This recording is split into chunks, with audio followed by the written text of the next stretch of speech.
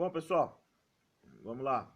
Continuando essa unidade então, né, unidade 4 aí, da parte A, a gente viu relações, agora nós vamos ver as funções. Função é um tipo especial de relação, porque ela tem um fundamento lógico, digamos assim. Uma parte que dá para prever como vai se portar essa relação. A relação não tem uma ordem qualquer, ela pode ser apresentada de diversas maneiras. Agora, a função tem alguns fundamentos, né, que a gente vai ver a partir de agora. Então, vamos lá. Página, dá um zoom aqui para vocês verem.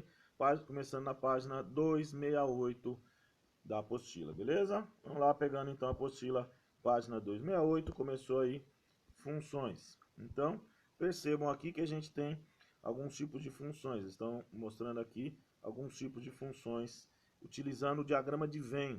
Então vamos pegar aqui, ó, tá vendo aqui os diagramas de Venn aqui, ó, né? Ou seja, tem aqui um diagrama chamado diagrama A, diagrama B, a mesma coisa aqui desse lado, trabalhando funções utilizando diagrama de Venn, que é bem-vindo.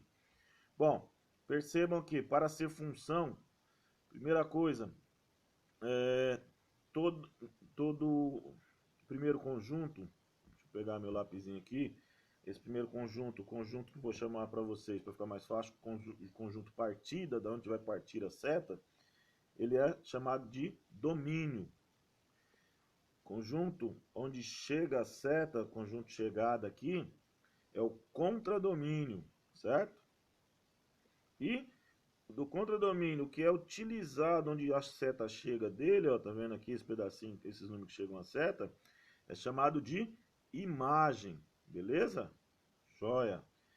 Então, pagando novamente. Detalhes importantes.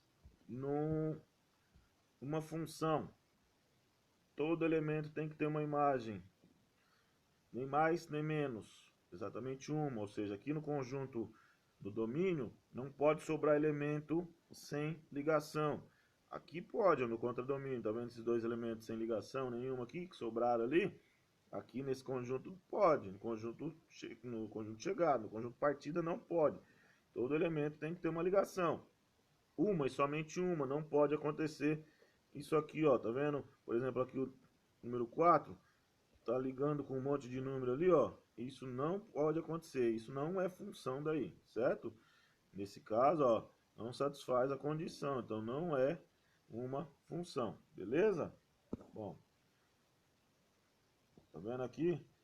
Outro exemplo aqui, ó. Isso aqui também não é função, porque tem elemento aqui sem ligação. Não pode acontecer. Toda função, conjunto, o domínio, todos os elementos têm que ter ligação. Se isso aqui sobrou sem ligação, é porque não é função, é uma relação que a gente já deixou para trás o estudo, né?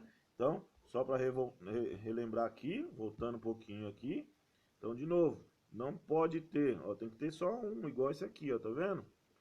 Tem mais de um, não é função, aí é uma relação, certo? Então, não pode ter mais do que um e não pode sobrar aqui também, certo? Senão não é função, é relação. Beleza? A joia. Agora continuando as notações de função. Notação de função vai usar a mesma ideia de relação. Uma função de A em B, ou seja, conjunto partida, conjunto chegada.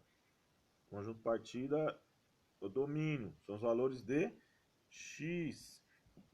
E o conjunto chegada é o contradomínio, os valores de y, certo? Beleza. E ela pode ser escrita de uma dessas formas aqui, né? Parte mais teórica da coisa, né? Beleza?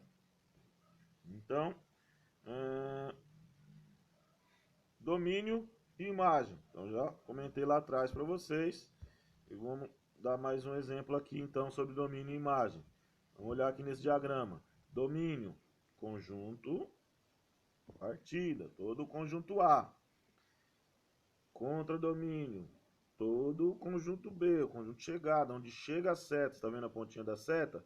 Onde chega a seta. E imagem é onde foi utilizado do contradomínio, ó. Perceba aqui, tá até pintado uma corzinha um pouquinho diferente aqui, ó, esses números aqui, ó, onde chegou a setinha, né? Onde tá com a cor um pouquinho mais escura ali, nesses números chegaram definitivamente a seta. Então ele é chamado de imagem, beleza? O domínio, o cálculo do domínio é o seguinte: tem algumas condições de existência numa função, né? Quais são elas, principalmente? Você tem que tomar cuidado quando o x está no denominador. E a gente sabe que tem uma condição de existência de uma fração. Qual que é a condição de existência? O x não pode ser zero. Então é só a gente pegar o denominador e qualquer que seja ele juntamente com o x, colocar isso diferente de zero. E se o x tiver algum companheiro, é só isolar esse x e descobrir qual número que ele tem que ser diferente, certo?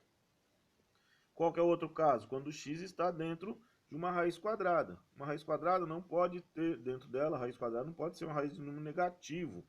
Então, qualquer que seja o número que esteja dentro da raiz, você vai pegar ele, por exemplo, ali x mais 1, tem que ser maior ou igual a zero. Não pode ser negativo.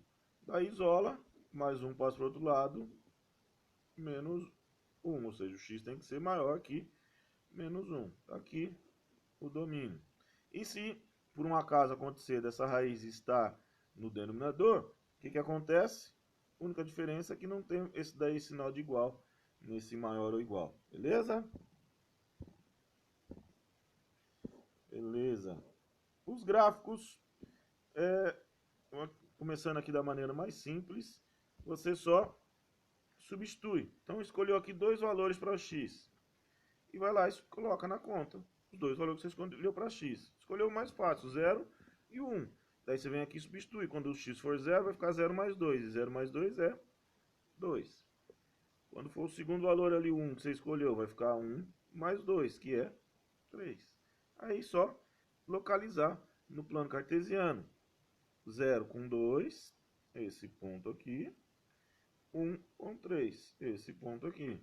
Ligou com uma reta, liga esses pontos com uma reta, a gente está, né, de princípio aqui, numa reta, e achou o gráfico da função. Bem simples, né? Beleza.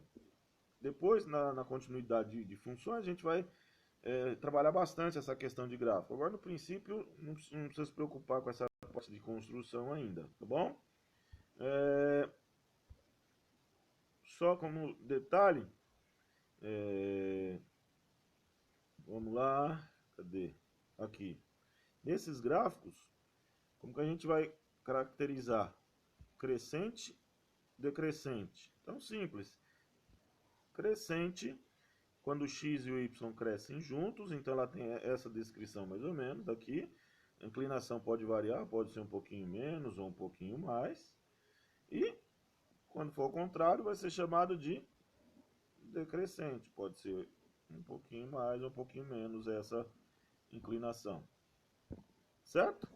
Crescente e decrescente. Par e ímpar. Uma função é par quando você tem o mesmo valor de y para números opostos do x. Então aqui, vamos pegar aqui, por exemplo, vamos supor aqui, ó, se eu passar aqui, vamos supor que aqui, esses dois pontos aqui, ó, tá aqui, ó, deixa eu apagar e fazer novamente.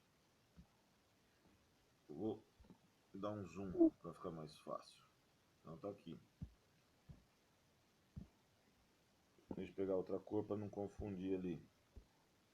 Então, se eu passar um traço aqui, por exemplo, esse valor do x e esse valor do x, então aqui, por exemplo, é x2 e x menos 2. Então você tem x oposto e o resultado do y aqui deu o mesmo ponto para y. A mesma coisa acontece aqui, ó, vamos supor aqui que eu peguei aqui é x5, por exemplo, e aqui é menos 5. Então mudou o sinal do x e o y é o mesmo valor para os dois, tanto para cá, tanto para lá. Certo? Quando acontece isso, é chamado de função par. Beleza? E se mudar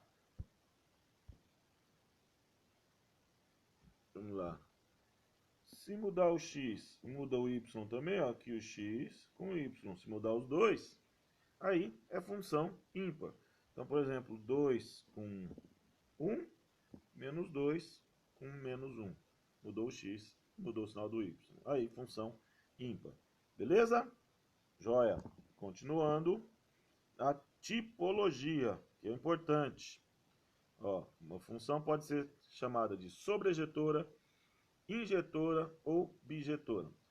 Sobrejetora, eu vou falar de uma maneira bem simplória para vocês, ficar mais fácil. É quando, deixa eu pegar o meu lapisinho, não sobra nada aqui do conjunto chegada, que é o contradomínio. Todos os valores foram utilizados, ó, todos. Quando acontece isso, não sobra nada, ela é chamada de função sobrejetora. Deixa eu descer aqui um pouquinho. Então, isso é função sobrejetora. Ó, essa aqui já não vai ser, ó, porque ó, teve sobra ali, né? Então, não é sobrejetora, certo? Vamos para a injetora. Injetora é quando cada elemento aqui, ó, liga em apenas um diferente lá do outro lado. Todos são ligados em valores diferentes do outro lado. Perceba que sobrou aqui, ó, certo? Sobrou, não é sobrejetora, mas cada elemento está indo em um. Então, ela é chamada de injetora. Perceba que aqui, ó, nesse aqui, ó, a gente tem dois elementos indo no mesmo, tendo a mesma imagem. Então, dois elementos com a seta indo para um número só do outro lado. Quando acontece isso, não é injetora, certo? Para ser injetora, então, tem que acontecer, ó, isso aqui, ó, cada seta aí num elemento diferente do outro lado. Não pode acontecer isso aqui, certo? Se acontecer isso, ela não é injetora, beleza? E se acontecer as duas ao mesmo tempo, ela vai ser chamada de bijetora. Ou seja, cada elemento não sobrou nada, ela é sobrejetora.